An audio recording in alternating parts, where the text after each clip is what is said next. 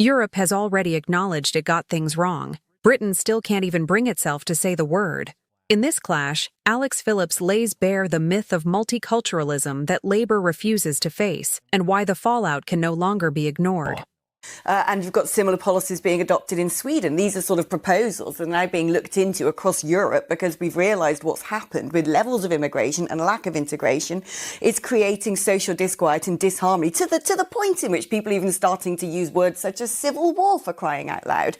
Now, I think there is nothing wrong with defending your national cultural mores, your communal morality. And I think that that's what we need to be doing. I fully agree. We need to ban the full face covering, which they've done in Denmark. I think that is absolutely right. I think that is a barrier for integration if you're not making eye contact. English language is vitally important. I think we need to look at the amount of translation services we offer. I personally would go as far as getting rid of faith schools that are not Catholic or C of E, which tend to allow children from other faiths to come in, because I don't think taking children away and educating them primarily in their own cultural context is healthy. And I personally would also go as far as banning the slaughter of animals that haven't been pre-stunned. And I'd say to anybody who says, well, we don't like that and we demand exceptions because of what we want within our system, this is our country. We believe in animal welfare. We don't believe that women should be shamed for exposing their faces. And we believe little children should all play in a sandpit together. Simple. Liz? I'm going to have to react to the piece that we just saw from Simon Reeves, because we're talking about forced evictions there. And that's the comparison that we're discussing today.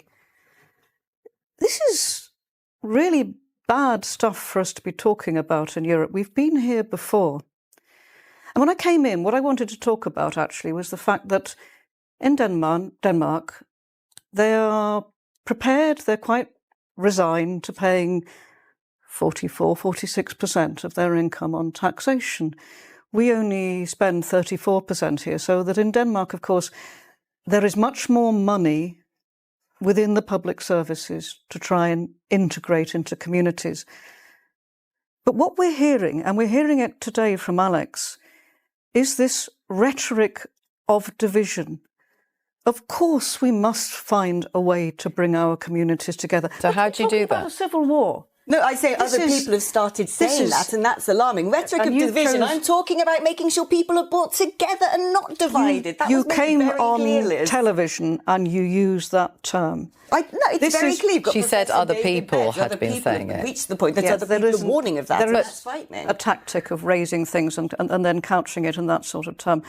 But this language that we're using... Do you think that there aren't divisions? Do you think that anything does need to be done, or you don't think that... I think when we were talking about schools just now, you could equally apply that, and it'll be interesting next year with reforms policies about Welsh medium schools in Wales, quite frankly. This interview matters because it slices through years of political deception. Alex Phillips isn't speaking about individuals. She's addressing policy breakdowns, and that distinction is precisely what her critics attempt to blur. Across Europe, governments are quietly conceding what they once rejected in public. Bringing in large numbers of people without demanding integration leads to parallel societies. Sweden has admitted this. Denmark has taken action. Even nations once praised as multicultural success models are now rewriting the rules. Britain, however, remains locked in denial. Alex Phillips outlines a stance that is neither extreme nor radical. It's grounded in shared civic values: language, visibility, animal welfare, mixed education, and common standards. These are not ethnic conditions. They are social expectations. And that's where the Labour response becomes telling. Rather than addressing whether divisions exist, the Labour MP immediately pivots to tone. Claims of division, warnings about dangerous language. We must unite communities. These lines sound reassuring, but they dodge the real issue. Alex asks a straightforward question. Do you accept that social divisions exist and require policy solutions? Labour never responds directly. This is the central flaw Alex is exposing. For years, the political class has behaved as though recognizing tension somehow creates it, when in truth, ignoring it lets resentment grow without restraint. Alex even makes a crucial clarification that she is not calling for inflammatory language. She's pointing out that others already are. And that alone should alarm any serious policymaker. But rather than engaging with the substance, Labour redirects. Denmark's policies turn into a conversation about tax levels. Integration breakdowns become a budget issue. Cultural cohesion is reduced to a messaging problem. This is textbook political avoidance. Alex's point about faith-segregated schooling isn't about belief. It's about social development. Children educated apart end up growing apart. That isn't controversial in policy terms. It's an observable fact. Likewise, language requirements aren't punitive. They are fundamental to participation. And yet, each of these arguments is treated with suspicion. Not because they're incorrect, but because they challenge a narrative Labour has spent decades defending.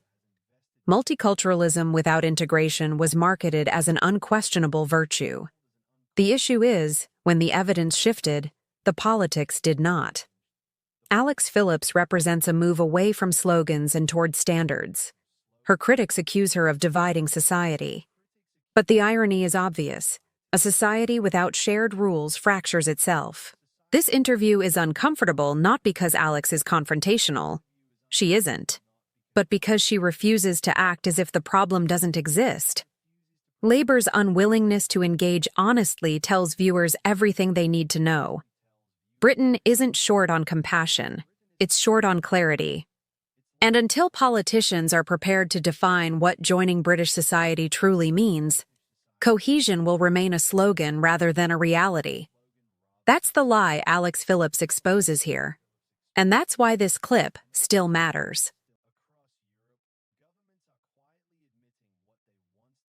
acted on it. Even countries once held up